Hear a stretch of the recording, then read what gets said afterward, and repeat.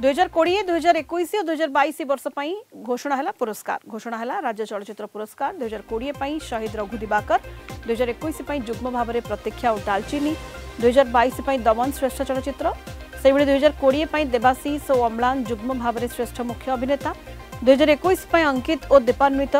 जुग्म भाव में श्रेष्ठ मुख्य अभिनेता और 2022 बाबूसान महांती श्रेष्ठ अभिनेता पुरस्कार पाइबे 2020 काव्या किरण श्रेष्ठ मुख्य अभिनेत्री 2021 सूर्यमयी और 2022 लोपामुद्रा श्रेष्ठ मुख्य अभिनेत्री पुरस्कार पाइबे।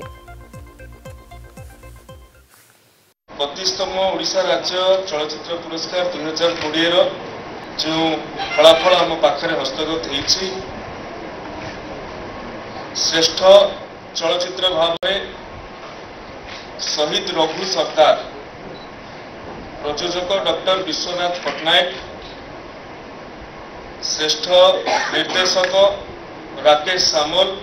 चलचित्र नाम रोमियो राजा श्रेष्ठ मुख्य अभिनेता देवाशीष पात्र शहीद रघु सरदार अम्लान दास रोमियो राजा चलचित्र श्रेष्ठ मुख्य अभिनेत्री काव्या किरण शुक्ला शहीद रघु सरदार निमंते श्रेष्ठ कहानीकार डॉक्टर विश्वनाथ पट्टनायक शहीद रघु सरदार चलचित्र श्रेष्ठ संगीत निर्देशक जहाँ बालकृष्ण दास सम्मान व बालकृष्ण दास पुरस्कार कहा जाए वैद्यनाथ दास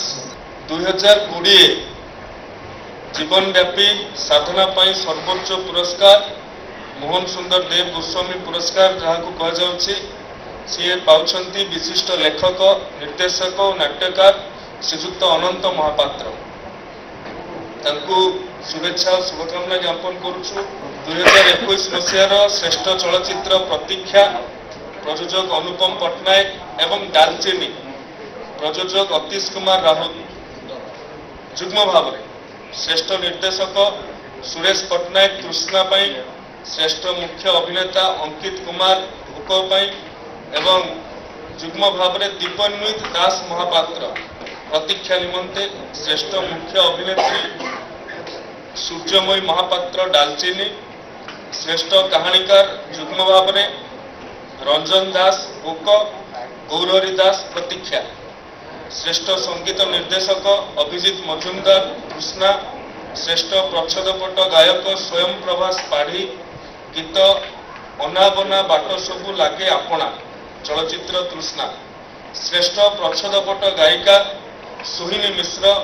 गीत हाय रे मु अरुंधती चलचित्र अरुंधती श्रेष्ठ चित्र ग्रहण जहाँ प्रमोद पति सम्मान कह जाए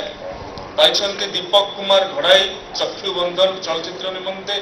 श्रेष्ठ संपादना मानस कुमार साहू 2021 मसीहार मोहन सुंदर देव गोस्वामी पुरस्कार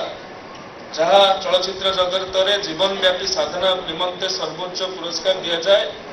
से पाइबा जाउछन्ति श्रीजुक्त श्रीनिवास महापात्र विशिष्ट चित्रोत्तोलनकारी 34तम ओडिशा राज्य चलचित्र पुरस्कार 2022 मसीहा निमंते श्रेष्ठ चलचित्र नाम दमन प्रयोजक दीपेन्द्र सामल श्रेष्ठ निर्देशक सुधांशु मोहन साहू